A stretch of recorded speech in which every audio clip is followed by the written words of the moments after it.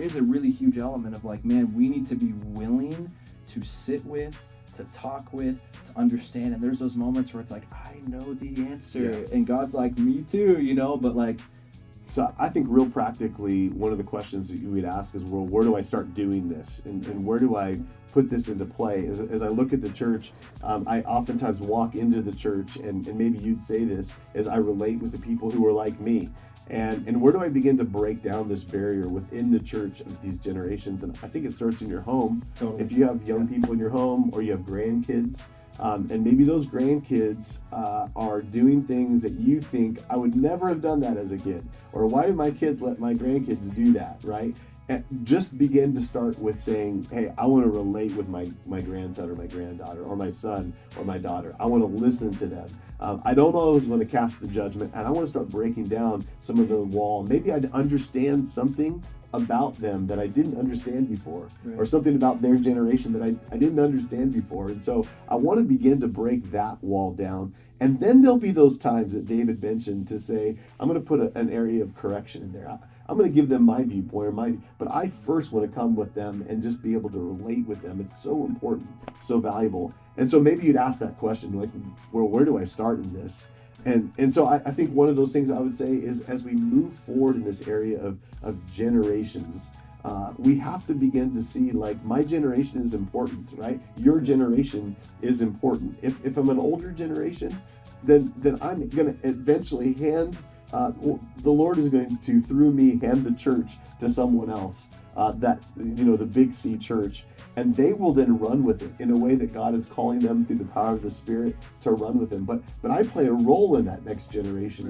And the question then is, am I playing a role, or are there just too many walls? Have I just thrown my hands up and thought, no, I'm not gonna deal with this. I'll let someone else deal. I'll let David deal with this in the high school youth ministry.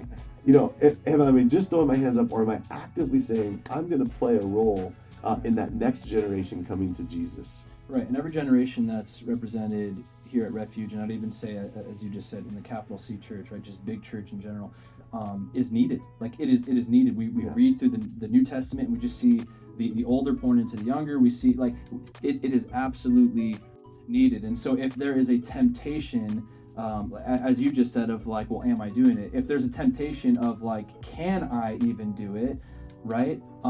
You absolutely can. And I would say that there is a call. So it's not even like, well, should I do it? There's a call, like, mandated in Scripture of like, we must be about it as ambassadors, as children, right? Some of us are a little bit older children, some of us are younger, but we are called to do that.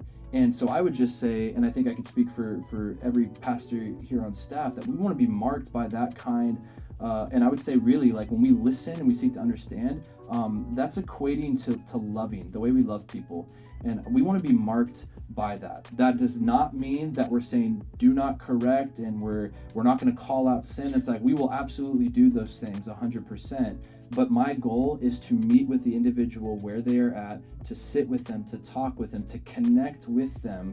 And that alone breaks down so many barriers, and I think it elevates our voice in their life. Yep. Right? And then it's just like the barriers get removed. And if there's a barrier of age in our minds or the minds of younger kids, it's like those slowly start to get removed without them even knowing, because they don't necessarily see, oh, hey, here's somebody way younger, way older. It's like, here's a brother or a sister that was willing to sacrifice their time and sit with me.